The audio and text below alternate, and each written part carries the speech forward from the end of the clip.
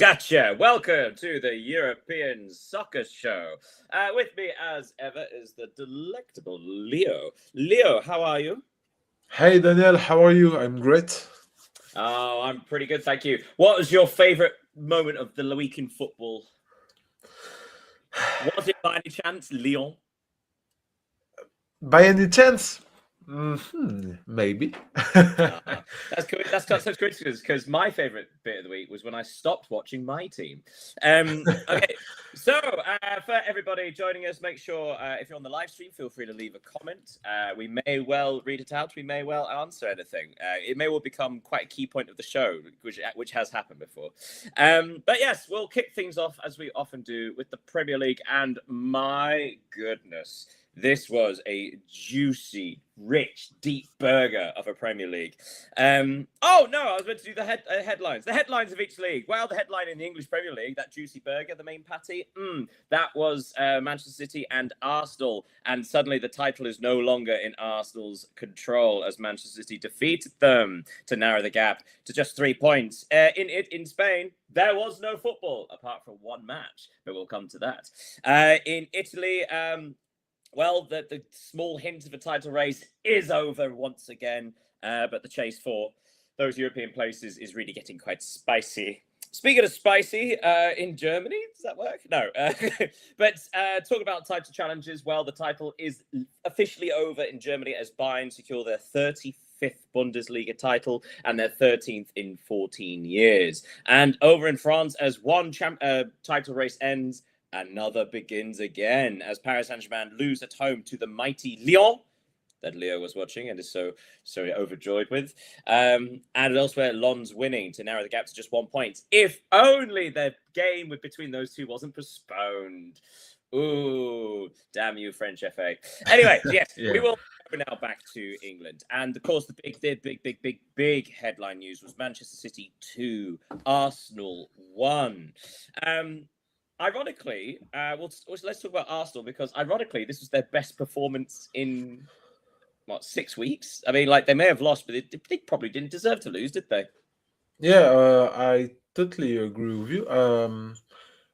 From a neutral perspective, it's obviously a good news to see Manchester City closing the gap with Arsenal because of the fact that we want drama. But if you just yeah, Rich. of course. But if you just pay attention to the game, a draw would have been more deserved for Arsenal because I do believe that if Manchester City were better in possession, Arsenal were when they didn't get the ball, and because of all their chances, I think it was two hit in the on the post. Yes, of course, yes. One Donnarumma's superb save.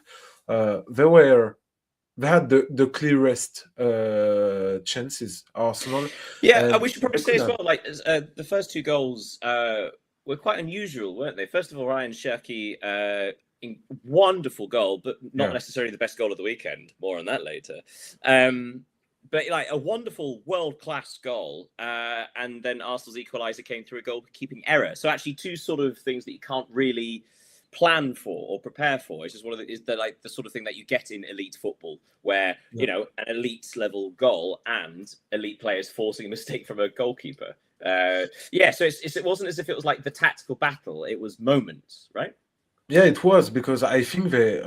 I don't know if it was the case for you, but we felt the tension because, of course, if Manchester City were to lose this one, they would have been drawn out of the title race. Mm. In case Arsenal won this one, it would have been or over, if we can say. But Ryan Cherky, we can see it only by his goal. He seemed to be one of the few players who didn't seem to really care about pressure and everything. He just played football and Mm. paid off for him. Yeah, well, and we should say as well, like it was. I'll be honest, it was slightly better than I was expecting. Like again, considering Arsenal in recent weeks, but so reasons to be cheerful for Arsenal, but Yeah. it doesn't really help them considering they've lost control of it. If both teams win every single match between now and the end of the season, it comes down to goal difference, and currently it's in Manchester City's favour. Yeah. So it will be, and Manchester will play against Burnley tomorrow or tomorrow. Tomorrow. Sorry, Yeah, tomorrow. tomorrow. Yeah, So could have some it top. will. So yeah, if any victory for them tomorrow night, and we have a new leader at the top of the Premier League. Okay, let's look elsewhere then. So back down at the bottom of the table, Spurs. Oh, Tottenham Hotspur were moments away from getting their first victory of 2026, only for their hearts to be broken by a late equaliser in the 5th minute stoppage time. They had taken the lead in the first half through Pedro Porro, and we have to say, much better performance from Tottenham Hotspur, much better pressing. The crowd were fantastic, but a couple of moments sort of undid them. If you were a Spurs supporter right now, would you be optimistic, or would it just be, oh no, not again?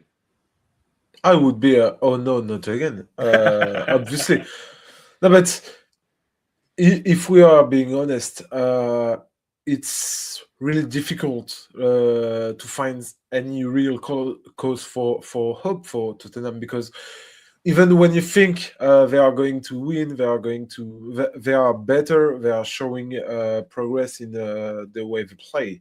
There is always something that stops them. They're so fragile is Yeah, the thing, isn't it? But always. we should say Yeah, as well, like we just mentioned, moments between Manchester City and Arsenal. This was also a match kind of moments, right? Spurs were not dominant, but they had strong periods of possession, particularly in the first half. Brighton took control early in the second half, and then Spurs, wrestled it back. But say the first Spurs goal was made from Xavi Simons after some good pressing in the Brighton half. But Brighton's equaliser, oh my goodness! yeah. For those who didn't see it, it was Matoma, a left-footed volley from a tight angle, just like the sweetest connection. Oh my goodness! And then the second half, Xavi Simons thought he won it with about 10 minutes to go, only for Spurs again to lose it in like the dying moments. Like I say, do you think is an impossible question, really? Do you think, considering this squad and the mentality they have currently, do you think this performance will actually encourage them and give them some momentum, or, as we said before, is that late-minute equaliser the sort of thing that actually weighs even heavier? I think if you take a look at the squad, they got what it takes to easily obtain their stay in the Premier League. But as I said, everything is going wrong for them. Even if you take a look at their injury problems this season, it's the final days of the season. They have lost Romero for the rest of the season. They have played without Kulusevski for the entire the whole season. They've played without Mohamed Kudus for half of the season. James Maddison as well. A lot of their creative players. Maddison too. They had really big problems in terms of squad, and it seems difficult for them today. Let's play a little game. So we'll talk about the relegation candidates. Leeds United defeated Wolverhampton Wanderers 3-0. Another fantastic goal, an overhead kick from defender James Justin, and another also goals for Okafor and Dominic Calvert-Lewin from the penalty spots. So Leeds won 3-0, which actually did condemn Wolves. They are now officially relegated, which we all thought for a while. Nottingham Forest defeated Burnley 4-1. Morgan Gibbs-White's first ever career hat-trick. And then on Monday night, dismal affair between Crystal Palace and West Ham finished 0-0. So with Leeds picking up 3 points, Forest picking up 3 points, and West Ham picking up a point like Spurs, we now have there are now 8 points between Spurs and Leeds. So my question is this. Okay, so Leeds United are currently 15th on 39 points, 8 points clear of Spurs. 5 matches left. Can Spurs catch Leeds? No, I think the relegation battle is between Forest, West Ham, and Tottenham Hotspur. Well, this is what I was going to come to. So 3 points further behind Leeds are Nottingham Forest. And Forest are currently 5 matches unbeaten in the league, not including the victories in Europe as well. 5 points ahead of Spurs and with a much better form. Can Spurs catch Forest? I think they can. Yeah. Because for one reason, because of the next Forest's fixtures, they will. I took a look when preparing this broadcast. They will face Sunderland. They will face twice as Aston Villa in the Europa League because they play there in the semi-final. Of course. They will play Chelsea. They will play Newcastle, Manchester United, and Bournemouth. So it's only top is a hard tier run-in, table. Yeah, it will be very hard for them. And I didn't look at the. Let me take a look at the fixtures to come to for Tottenham. Well, Tottenham, actually, they will play Wolves, who are already relegated. They will play Everton. Can we pause there a sec? So, I had heard basically talk of this is the game that Spurs will win. Finally, they'll win a game in 2026. Yeah. But I suppose it comes down to if they don't beat Wolves, they don't deserve to stay up, do they? Yeah, I totally agree. But for example, Arsenal didn't beat Wolves in February. Do they? They beat them once in the 2 matches. Yeah. It was like a last minute thing. Do they deserve to win the title? This is the kind of same question. Yeah, very good. Okay, so who else are Spurs playing? They will play Chelsea. I know they play West Ham at some point. That'll be exciting. No, they don't. No? Oh, sorry, Leeds. They play Leeds. Yeah, they play Leeds, they play Aston Villa, Chelsea, and Everton. See, they're difficult as well. Everton are chasing through it themselves. Here's the thing. So I seem to remember looking at fixtures for Forest, for West Ham, for Spurs, for Leeds. No one has it easy. And also, you do have a couple of games where they are playing each other. Especially, I think Leeds go to West Ham on the last day of the season. Realistically, as you describe, Leeds will probably be safe by then. So therefore, it's surely that's a good opportunity for West Ham to play a team that's already sort of done it, finished. Yeah. Although they might be preparing for an FA Cup final. Who knows? But yeah, that's right. For Leeds, it could be a very good season if they are to own their stay in the Premier League and go to the FA Cup final, maybe winning it. It would be a very, very good season for Leeds. Okay, last question before we go away from the relegation fight. Forest are 5 points ahead of Spurs. How many games do Forest need to win to be safe, in your opinion? Is it just one? No, two. I think they. Well, the reason I ask this is because if Forest win one match, they will be 8 points clear of Spurs currently. Now, obviously, Spurs will have a game in hand, but that is still 8 points Spurs need to earn that they haven't earned, in a long time. Yeah. So the question is so if it's one win gets you 8 points clear of this position currently, do you just need one victory? I think they would need one victory and 1 or 2 draws. Maybe not 2 victories. So we're now in a position with 5 games left, 2 wins, and you're safe. Yeah. Yeah. It seems. It is mad to think that Spurs need to win 3 matches just to catch Leeds. So Leeds with practice. Anyway, we need to move on. The last things to talk about is the insane chase for European spots. But speaking of one miserable London club, go to another. So Chelsea lost at home 1-0 to Manchester United. Matheus Cunha getting the only goal. And with other results elsewhere, so Liverpool won the first Merseyside derby at the Hill Dickinson Stadium. They won 2-1, a goal from Virgil van Dijk in the 10th minute of stoppage time. Wow. But those results mean that between 5th place Liverpool and 6th place Chelsea is now 7 points. So using the same logic as with relegation, it doesn't seem like Chelsea are going to be able to catch Liverpool. And with that, does that mean the Champions League spaces have now been decided? First, I think Manchester United and Aston Villa, it would take a cataclysm for them to not to qualify for the Champions League. They are 10 points ahead of Chelsea. It's obviously a big gap. And Liverpool, I don't know. Let me just take a look at Liverpool's coming fixtures. They will play Crystal Palace. They will play Chelsea. So it will be So the maybe it's one decider. of those where if Chelsea win that, that's the Chelsea have to win that, otherwise Yeah. they can't. Yeah. We should also point. The reason I bring this up is because Chelsea have now lost 4 league matches in a row, and in Yeah. fact, in the last 10 matches in all competitions, they've only won 3 matches. One was against Wrexham of the Championship. One was against Port Vale of League One, both in the FA Cup. So that means that's 1 league victory. The last one victory in the last 10 matches against a decent opposition. So like it's such awful form. Yeah, awful form and awful season for Chelsea, especially at home. I think they are, they are 13th in the league, only playing at home. They are above Leeds. They are Newcastle, Bournemouth, Fulham. They from the difference between what we could expect from them and the reality of the season is it's a shame. Let's call it a shame of of all the investments they put it last summer, and for now years, because it's not only last summer. They changed manager, but it doesn't seem to really work. In fact, it's made things worse. Yeah.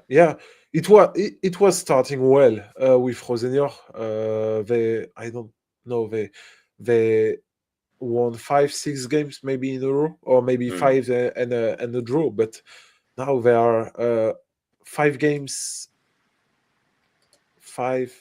Yeah, it's been only 1 victory in their last 7. There is a caveat in that in the last 10 matches they have played some excellent opposition. They played Paris Saint-Germain twice, Arsenal, Man City, Man United. Yeah. So these are top teams. But that kind of is the point. Like you could only beat the teams that are in the lower. Yeah, because they should be a top team in the Premier League. But this run of form has meant that with 5 games left, there are now only, astonishingly, so Newcastle United lost at home against Bournemouth 2-1. Not going to talk about that.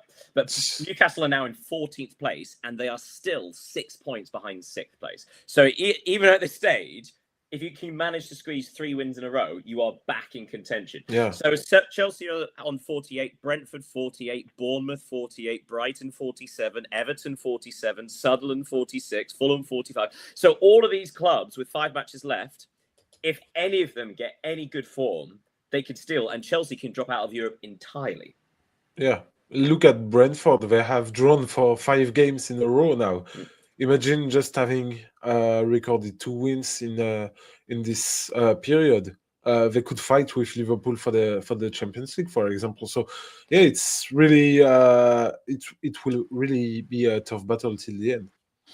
Oh, yes, like you said before, drama. We love it. Okay, we are going to depart England and go over to Italy and Serie A. And the first thing we should probably talk about is the state of play for the Champions League, because obviously Juventus, Como, Roma all chasing that 4th Champions League spot.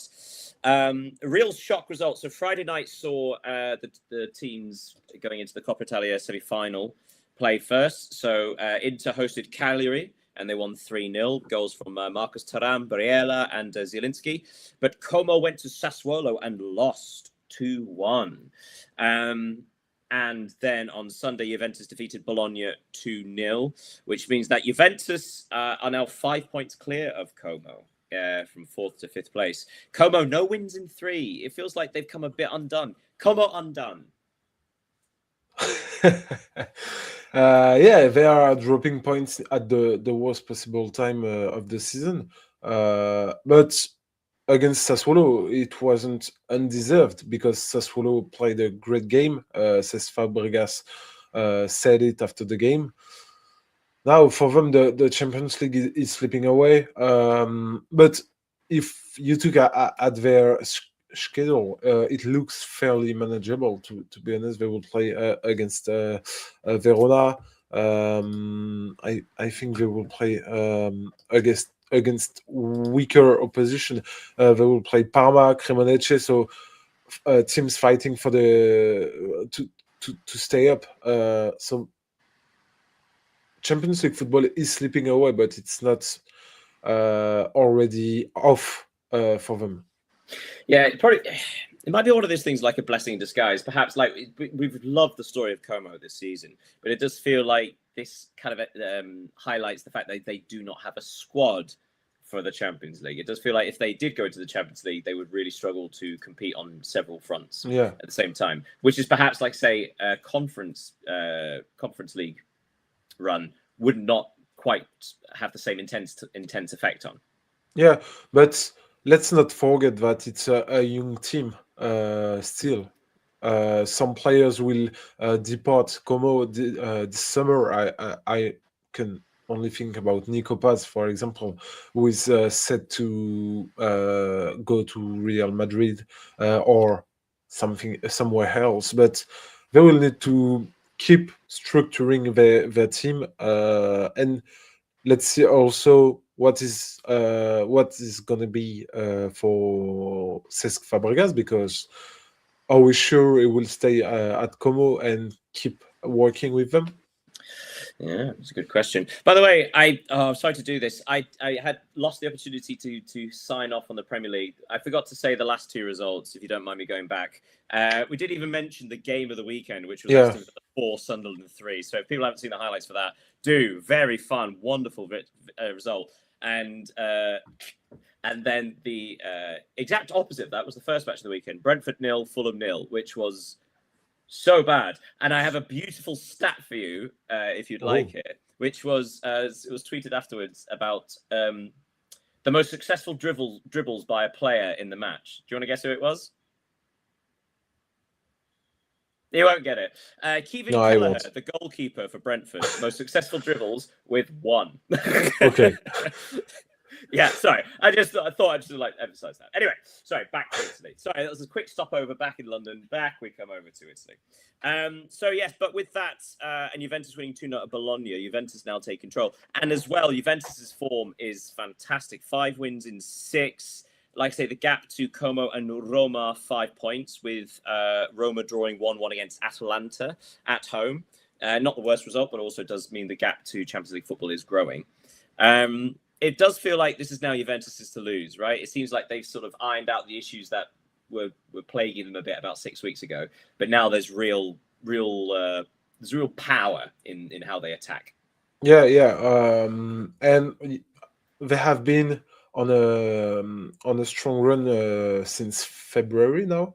They don't concede many goals, and I think they can even make a run to the podium. They are only 3 points behind the Milan and Napoli. You're absolutely right. They are 3 points behind Napoli in third, who lost at home to Lazio. And in doing so, strange record, Maurizio Sarri's Lazio become the first ever team to win 4 away matches in a row against Napoli. First ever. Impressive, yeah. Sorry, so 3 points behind Napoli and AC Milan, who won 1-0 at Hellas Verona. My God, that was bad. So 3 points separating second and fourth. So it does feel like now, again, 2 more wins, and it feels like the Champions League will have settled there as well. And that's not, of course, talking about the fact Inter are now 12 points ahead. Yeah, but Inter, they are champion. They played without Lautaro Martinez because he was injured. I don't know if he will be there tonight for the semi-final against Como, but it was a good performance from Inter, and now they are on the verge of winning their 21st title in Serie A. Well, a big opportunity for a domestic double, at least. Even if on the European front, Italian teams have struggled of late. Yeah. I saw a stat for you. Chivu could be. He won the Scudetto with Inter as a player. He won the Scudetto with La Primavera, which is the youth team, as a manager, and he could be winning the Scudetto as Inter manager. Hey, that's good one. I like that. That's nice. That's a nice one. Other results to tell you. Udinese lost at home to Parma, 1-0. Pisa lost at home, because of course they did, to Genoa, 2-1. So the last things to talk about are the relegation fight. On Sunday, Cremonese crept 1 point ahead of Lecce because they drew 0-0 against Torino. But then on Monday, Lecce clawed it back with a 1-1 draw against Fiorentina. So it very much is still down to goal difference. Both teams on 28 points. Also with that result, Fiorentina, it does feel like are now safe. They're 8 points clear of Cremonese and Lecce. So it does feel it's down to Lecce on 28, Cremonese on 28, and maybe Cagliari on 33, who have only picked up 1 win in the last 7. I think it's only between Cremonese and Lecce. I Because tried to make it dramatic. sorry, but they can't win. They can't win a game, even if it's a good in terms of result. It's a good result for Lecce to draw with Fiorentina, especially because they have momentum. But yeah, it seems difficult for them to. It would mean they scratch 5 points to Cagliari, which would be a good achievement. Could you quickly look up the fixtures for Cagliari? Because I have a feeling they're playing one of the two of them. Because that's so actually Cagliari's form is the worst in the league alongside Hellas Verona. Like that's how bad Cagliari have been in recent weeks. So I'm just sort of opening up the possibility that this is not unthinkable. No, they will not play against Cremonese or Lecce. They will play against Atalanta, Bologna, Udinese, Torino, and AC Milan. I mean, they could lose all of those. Yeah, they could. But for example, a team like Udinese, they don't have anything to play left to play. Torino, both Torino and Bologna too. So yeah, all right. This end of the season so games. This is very much down to 2. You're absolutely right. Yeah. Okay, that's it for Serie A then. That was a short little stop off. So let's trot off to Bundesliga, and it's party time in Bavaria as Bayern have won the title. They won it through a 4-2 victory against Stuttgart. They actually went behind in this match before goals from Guerrero, Nicholas Jackson, Alphonse Davies, late goal from Harry Kane. I mean, so we've become so used to Bayern winning the title. As I said before, 13 of the last 14 have gone to them. This feels different, doesn't it? This isn't just a predictable kind of march to victory. This Bayern are ridiculously good. A record number of goals, potentially record number of points if they win the remaining matches. This is something special. Yeah, this is because first they have broken the record for the most goals scored in the Bundesliga ever, and I think it's not something you have to normalize because what they do in the Bundesliga, they are doing it in the Champions League against the best teams in the world. Or at least in Europe. So, of course, it's something extraordinary. Especially since Vincent Kompany, when he arrived at Bayern Munich, he came after a relegation with Burnley. So there were questions about how we could deal with a big club, a club such as Bayern Munich, and they are just great, and they could finish with a Champions League trophy, and a potentially a treble. Yeah, a treble. They're in which the would be Pokal semi-final. Yeah. Well, it's also reassuring to know that if Vincent Kompany does replace Pep Guardiola in a couple of years, then Bayern could always just hire Scott Parker. Yes. Okay, so one of the reasons Bayern won this weekend is because Dortmund lost. In fact, really impressive result. Hoffenheim 2, Borussia Dortmund 1. Hoffenheim finding a bitter fight to try and stay in that Champions League battle, while at the same time Bayer Leverkusen lost at home against Augsburg 2-1. Augsburg winning it in the getting a penalty in the 7th minute of stoppage time to steal it there. Which means that Hoffenheim are now 2 points ahead of Bayer Leverkusen in 5th place, which may or may not be an extra Champions League spot, but also now only 2 points behind Stuttgart. It does feel now, with RB Leipzig's form so good, they defeated Frankfurt 3-1 in Frankfurt. It does feel like it's between Stuttgart, Hoffenheim, and Bayer Leverkusen for the 4th and 5th spots, which again may or may not be. For you, who do you think is best prepared for the Champions League? Who do you think, first of all, deserves it, or who would you like most to see it, and who do you think will actually do best in the Champions League?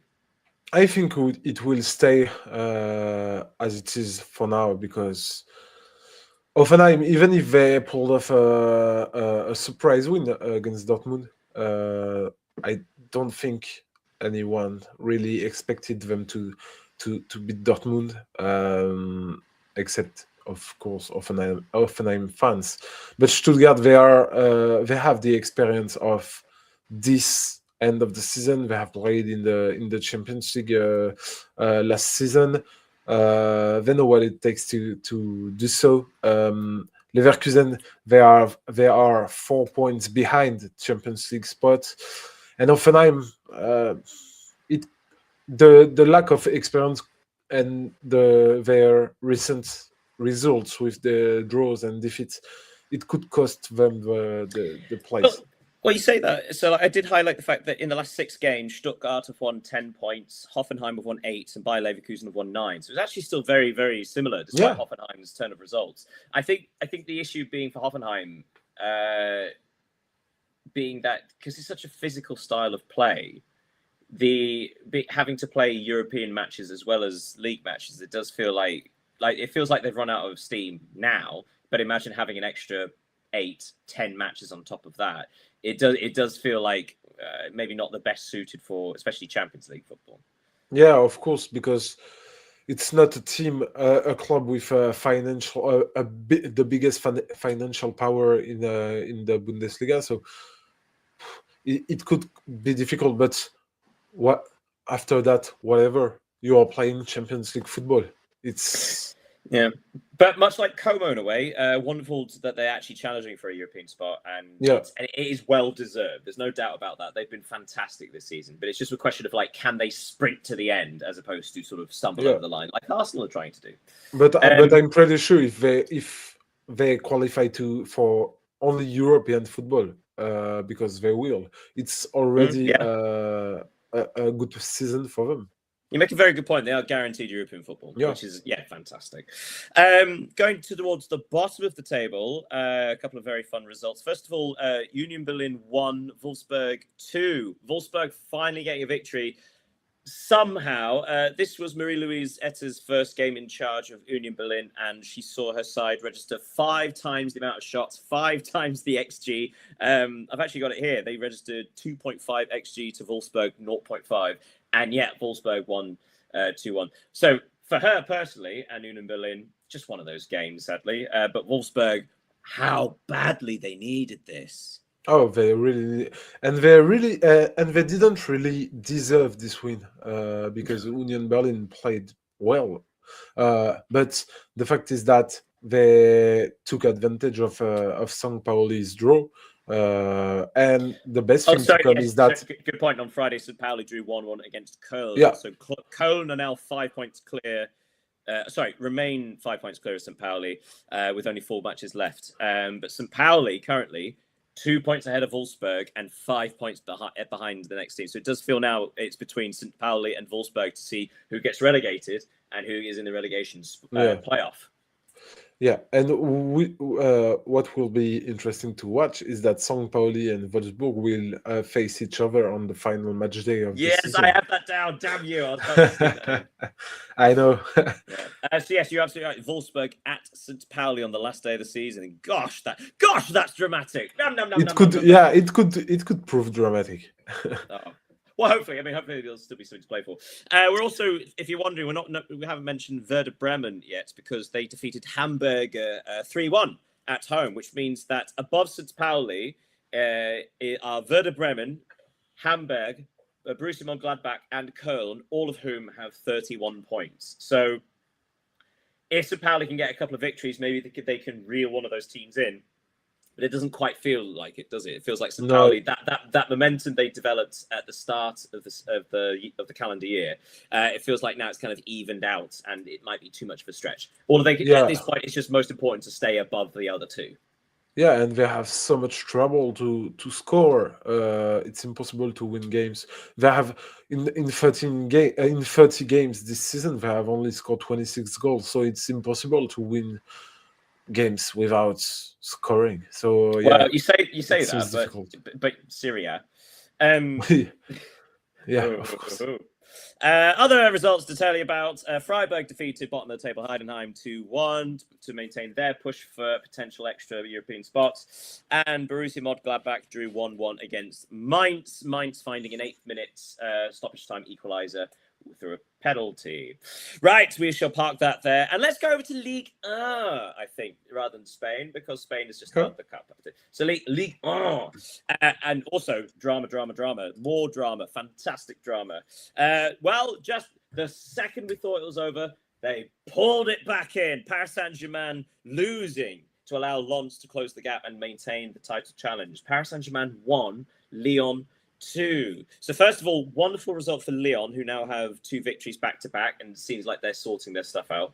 But also a return for Endrick, who came back into the starting lineup. Is he back in good graces now? He scored at the Parc des Princes after 6 minutes, so I think, yeah, he is. To have a word about the game, first, it was really unexpected for Lyon to win this one, not only because it's at the Parc des Princes against the reigning European champions, but because of their form and the missing players. Because once again, Tolisso was absent, Pavel Sulc too, Malik Fofana, Ernest Noama. So they didn't really have some really offensive options. But Paulo Fonseca's side, they played a real good football. They played in the counter attacks when they needed it. Afonso Moreira and Hendrik played really good the game. The midfield was also impressive. The defense held on. So yeah, it was a really good victory for Lyon. And Lens, on the other hand, were the first match of the weekend playing on Friday night. Ridiculous match. They actually were behind 2-0 at home to Toulouse. Toulouse scored in the 6th minute, the 13th minute, then had a man sent off in the 17th minute. The real first quarter of the game, very, very intense. Yeah. And it took Lens the best part of an hour to find some goals, but they equalised with about 20 minutes to go. Couldn't quite find a way through, and then found the winner in the first minute of stoppage time. And that, which means that Lens are now once again 1 point behind Paris Saint-Germain, who will face Nantes in the for their extra game in midweek. Yeah. It does all come down to the game they were meant to play. Was it 2 weeks ago they were meant to play head-to-head? Between Liverpool Paris Saint-Germain, and it seems like one of those things. Like, what had they let that happen? Something truly brilliant could be happening here, but now it's sort of manipulated. It feels. I don't know.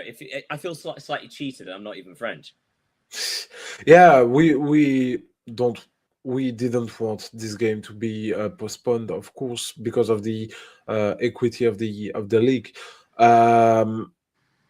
Against Toulouse on the 13th minute, when Toulouse made it 2-0, it looked like Ligue 1 was all over because everyone expected PSG to beat Lyon on the Sunday evening. And I think if Lens lost this one, Paris, maybe in their subconscious, they could have played one of a better football against Lyon to be assured of winning this one.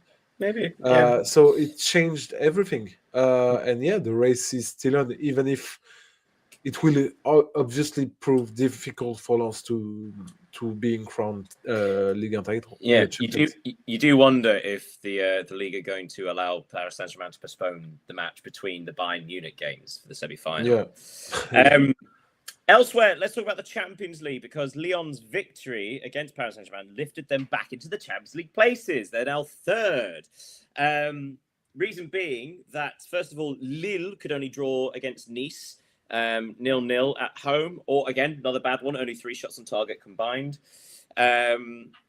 Whereas Marseille, where have they gone? Marseille went to Lorient and lost 2-0. Yeah. Marseille are really struggling at the worst time. That's 3 losses in the last 4 games. They have no other competitions to focus on, and yet they look like they're losing cohesion. Looks like the tactical identity seems to be not particularly strong. There is no, there What is do none. you think what do you think the biggest reason is behind their slump? Because when they fired De Zerbi, replacing him by Habib Bey, who went in a very bad form with Rennes, and this change had no impact on the team. There is no sign of improvement on the field. It's, as you said, another disappointing result. They are living a terrible season, being knocked out of the Champions League, of the French Cup, now 6 in Ligue 1. Yeah, it's really bad season. Of course, the players seem to have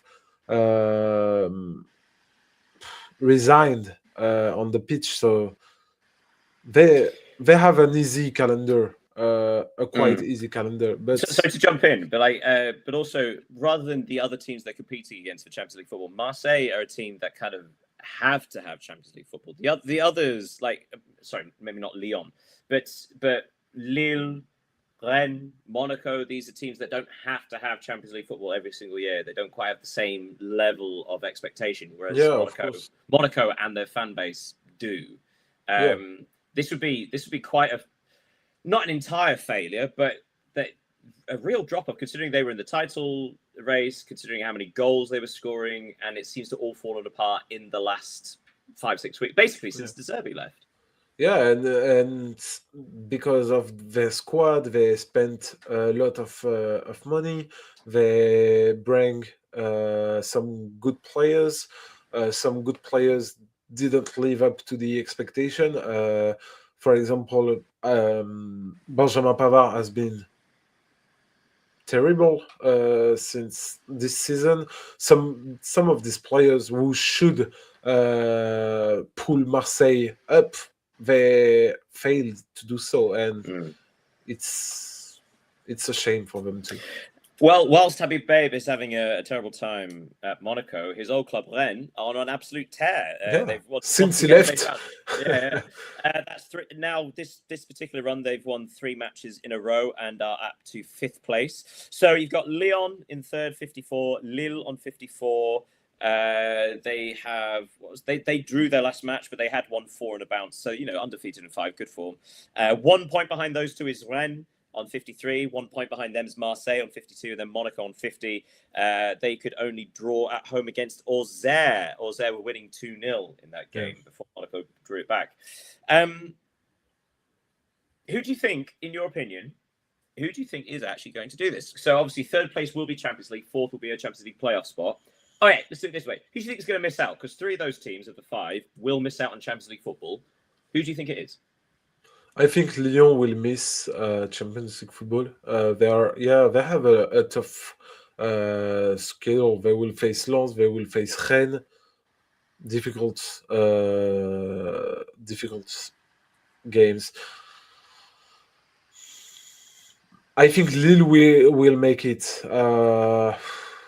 You have to say, I would say personally, regarding momentum and form, you'd probably say Lille and Rennes, wouldn't you? Which would be an amazing, brilliant lineup. The match between Lyon and Rennes will be a decider for the season. But Marseille also, if Marseille can win their games, because it's a big if currently. Yeah, but they have an easier schedule than their competitors. So if they can live up to what they should, they will qualify for the Champions League too. Well, we didn't say Rennes' result. They actually went to Strasbourg and won 3-0, hence their latest victory. Can we have a quick word on Strasbourg before we depart Ligue 1? Because Strasbourg, I have actually written down the European results in midweek from last week. Because obviously now we have the semi-finals of all the competitions. Strasbourg managed to turn around a 2-0 deficit to defeat Mainz 4-2. So Strasbourg are in the semi-final of the conference, and they will face Crystal Palace. So Strasbourg, they're in the semi-final of the Coupe de France, and they will face Nice in midweek. They're in the semi-final of the Conference League. is Gary O'Neill getting enough credit for this? Because obviously, when he came in, the fact that Liam Rosenior was stolen by Chelsea, and Blueco, and obviously made Strasbourg fans furious. But actually, the job that Gary O'Neill's done since coming in is basically to continue the good work, hasn't it? So, is he getting enough credit in this, or do you think this is standard? Do you think, or how good has this season been for Strasbourg, being this deep in two separate competitions?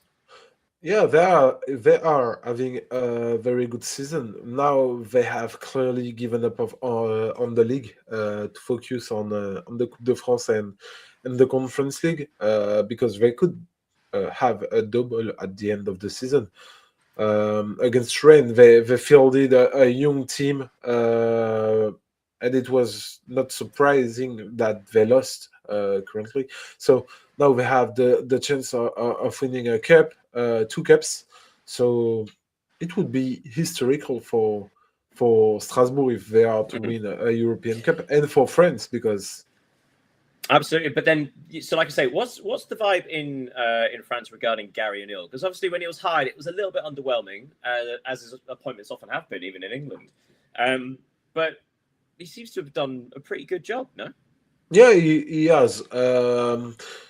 He has been doing a good job at Strasbourg. Now he will have to play without Panicelli, who has suffered an ACL injury. But right. to be honest, he also have in his squad some good players.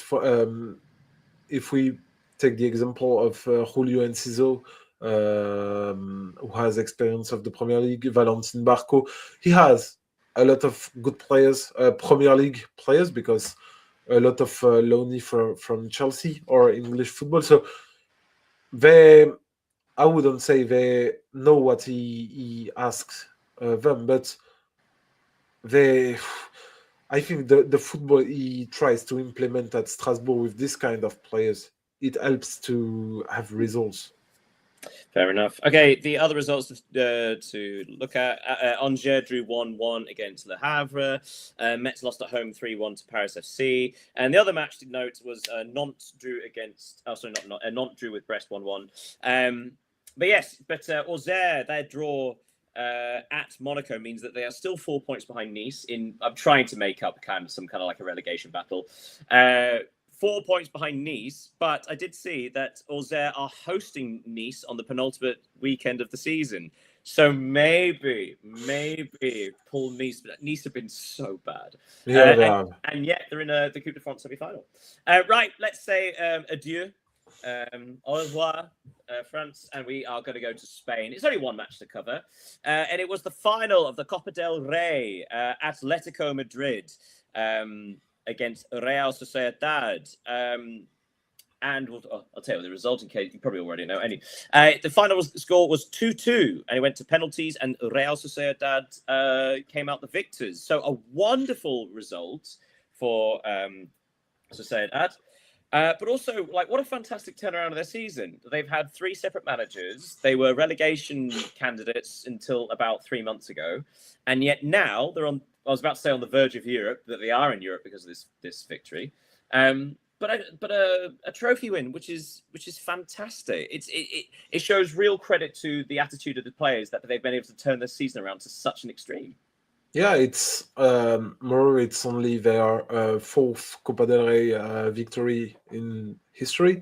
And we should also say their last one was in 2020, which isn't so long ago, Yeah. but of course was COVID, so they had no fans there to celebrate it. Yeah. So what a wonderful opportunity for them to celebrate this one. Yeah, Pellegrino Matarazzo has been doing a tremendous job with at Real Sociedad since he joined. Winning a trophy is never something easy, so great thing.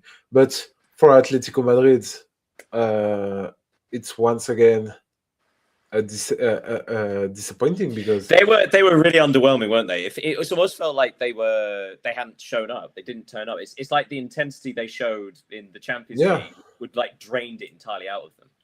Now they are on the brink of registering ending another season without a trophy, despite the significant financial investment they did. Uh, it's also tough for Antoine Griezmann, who has never won a major domestic trophy with Atletico. He had the chance, but it So, was well, sorry to jump in, but speaking of yeah, winning significant trophy, what's the manager's name? Pellegrino Matarazzo. yeah.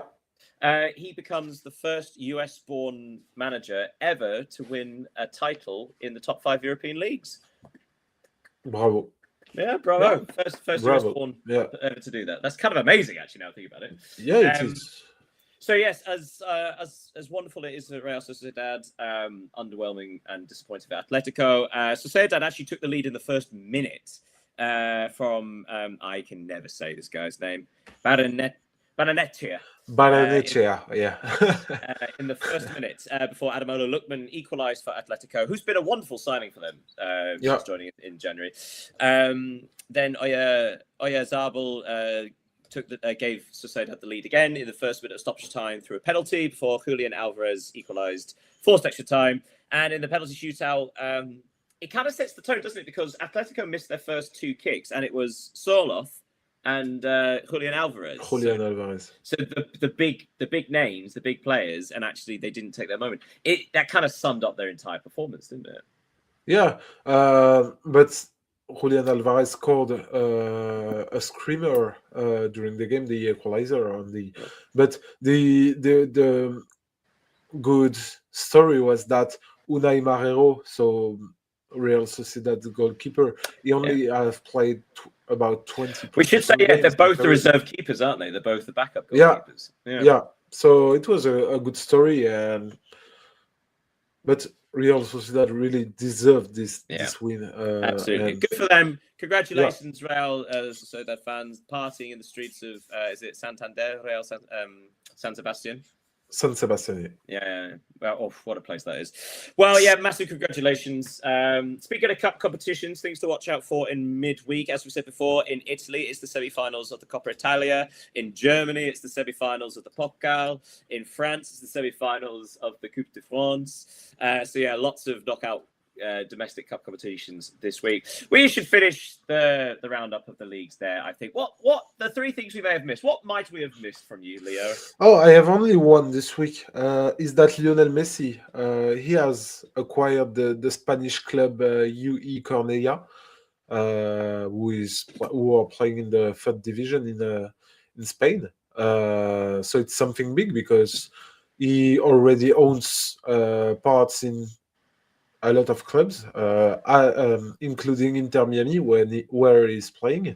He also is the shareholder with Luis Suarez of a club in Uruguay, if I'm not mistaken.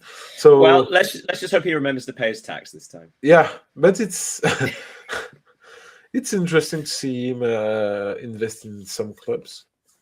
What do you got for us? A couple of things. Something from the Championship, the Secretariat of English Football. Yeah. Coventry are promoted. Frank Lampard's Coventry drew 1-1 at Blackburn Rovers, and it's their first time in the Premier League in 25 years. What a brilliant job Frank Lampard's done at Coventry City. And I think a lot of people had written him off after his recent experiences with Everton and his most recent stint in charge of Chelsea. So, yeah, all credit to him. But flip that to the bottom parts of the Championship. Leicester City are now almost certainly going to get relegated. Yeah. This is 10 years on from them winning the league. Only, 7 years ago from winning the FA Cup. No, it's not. It's 5 years since winning the FA Cup. Yeah. Playing League quarterfinals too. Yeah, and it looks like they're going to suffer back-to-back relegations. Yeah, worrying times for Leicester City there.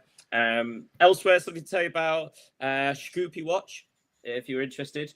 Well, this week, sadly, Scoopy were poopy. They lost at home to the league leaders 7-0. So no first victory of the season for them this week, but I'll keep an eye on it. And finally, just one match to tell you about in the women's internationals that were played recently. It was a rematch of the European final and the World Cup final. So England and Spain have been drawn in the same group, and only one can qualify automatically.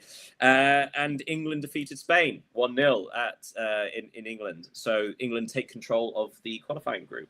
That's the last thing to say about there. Right. Trivial trivia. Do you have anything for me? No, I let you this. It's your. Oh, I've got a good one. It's a hard one, but it's a good one. Okay.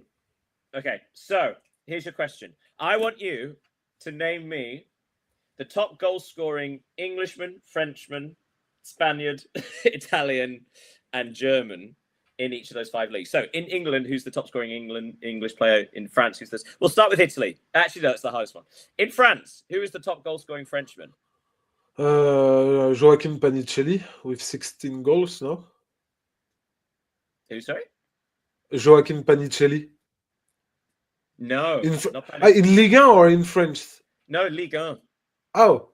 Panicelli is no longer the top goal scorer. Oh, Esteban Le Paul from Rennes. It's Le Paul, Yeah, yes. Well I done, forgot Le Paul. about him. Yeah, the Rennes striker. Yes, he's got Yeah. 17 goals in 30 appearances. Okay, that's France. In Spain, who's the top goal-scoring Spaniard in La Liga? Kylian Mbappe with 23 goals. Is he Spanish? Oh, a Spanish player in La Liga? Okay. Mhm. Oh. This is now you get the game. Okay. This is a difficult. Oh, actually, this is one of the easier ones. Okay, easy ones. Ferran Torres. Oh, he's close. He's just underneath this player, his compatriot, his teammate. Of course, he's a compatriot, Spanish. Yeah. A teammate of Ferran Torres at Barcelona? Yeah. Fermin Lopez? No. Who's the Lamine Yamal. Lamine Lamine Yamal, yeah. He's got 15 goals and 11 assists in 27 matches. That's disgusting. In Germany, this might be a trickier one. I've also written down clues if you need clues. So in Germany, who's the top goal-scoring German?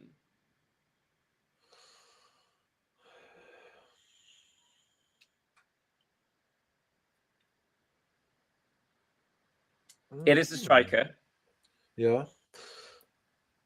Where is he? Is he playing in the top team or but top team? I guess. Well, actually, I'll tell you what. I'll give you clues about that later. But this is a team in 4th place. Denis Undav. It is Denis Undav. Yes, he's got 18 goals in 25. In Italy, this is going to be tricky because no one scores goals in Italy apart from Lautaro Martinez. Who's the top goal-scoring Italian in Italy? I'll give you a clue. They are not. Oh, they're just in the top half. 10th place. Domenico Berardi. That's an excellent guess. Teammate of his. Oh. The striker. Berardi is off the right usually, or as a 10. Who is Sassuolo's striker? It's Pinamonti. It's a tricky one. Yeah. Also, he's only got 8 goals in 31 matches, but he's the top goal-scoring Italian in Serie A, which kind of tells you about the state of Italian strikers currently. Now, this might be the trickiest one. In the Premier League, who is the top goal-scoring Englishman? Now, unlike the others, who are all strikers and forwards, this is not. This is a midfielder.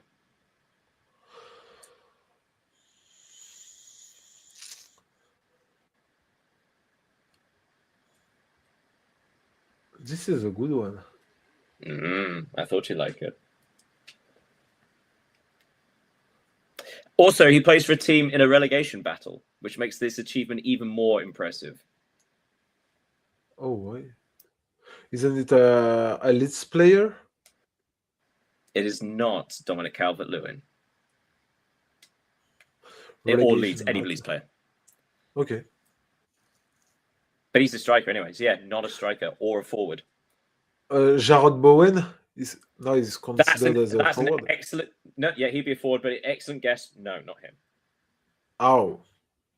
We've only got like 50 seconds before the hour mark, so I might need to cut you off soon. Okay. Okay, cut me off. Okay, I'll tell you what. He got a hat trick this weekend. Oh, okay. Morgan Gibbs-White. Morgan Gibbs-White is the top goal-scoring Englishman. He's currently 5th on the top goal-scorer table for the Premier League. He's playing for a team in 16th place, and he's registered 12 goals from midfield, which is... And yet, he's not been in the England squad for Tuchel at all, which is mad. Like, he's fantastic, and he's having a wonderful anyway. But yes, that was the end of that game. I hope you enjoyed that. Yeah, I liked it. And speaking of which, I hope everybody enjoyed all of this, because that's the end of our time together. If you have enjoyed it, make sure you send us comments and so on and so on. Follow us on the social medias. They're up there somewhere. Normally, I'm the one on top of the video. And Leon he's got a bit of an ego this week because of Leon winning. So if you want to follow us on X, on YouTube, all of those things, make sure you do so you can catch these live streams and videos once they are posted. Thank you so much for joining me, Leo.